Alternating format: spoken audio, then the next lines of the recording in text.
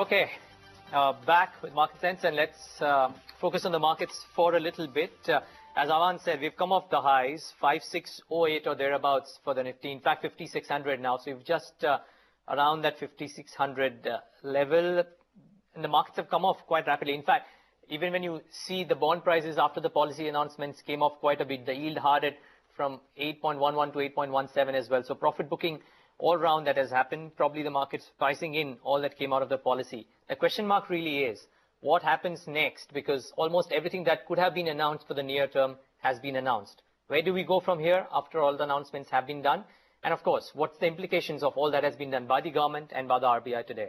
Munesh Khanna, Senior Partner at Grant Thornton India LLP, joins us on the show. Munesh, good having you. Thanks so much for taking the time out. The moot question, Munesh, would be, firstly, how positively do you think foreign investors would take the slew of announcements that have come? One, from the government, of course, and maybe a couple of them might be rolled back as well. But one, a slate of announcements from the government, and two, the RBI showing that willingness that by a 25 bips token CRR cut as well, rather.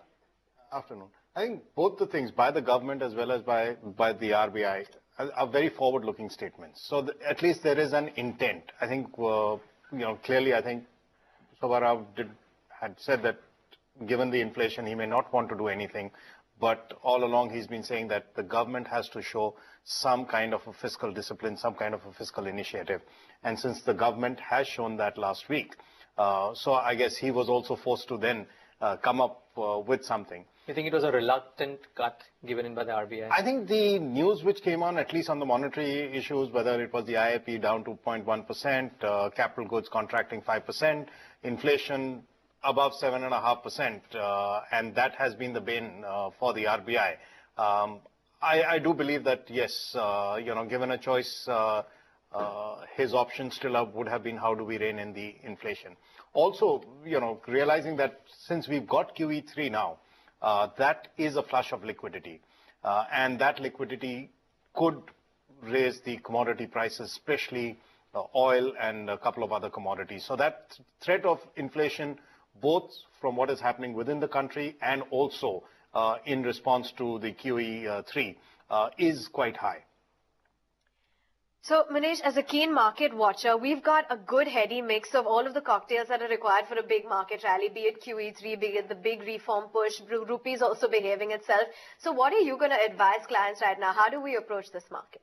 I think, just to come back, I think what the market needs in the event that we require a big boom rally is the big reforms. What we've seen is in terms of the diesel definitely has been a very gutsy reform to come out at this point of time. I think the retail and the FDI and the other reforms are to the extent that people were expecting it, they should have happened, but still they are not the big reforms. I think that we still require some of the big reforms. I don't know when they are going to come, whether is it the GST, is it the land acquisition, is it? But I think in terms of the market clearly sees, I think the willingness of the government to even take on the opposition and say, let's get on with the show, let's get on.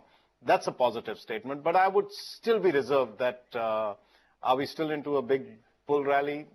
Unlikely unless we see some other follow-up action. Okay, let's just hold on that thought because we've also got Mr. K.K. Mistry who joins us on the phone line to talk about the RBI action today morning. Mr. Mistry, good having you. Thanks so much for taking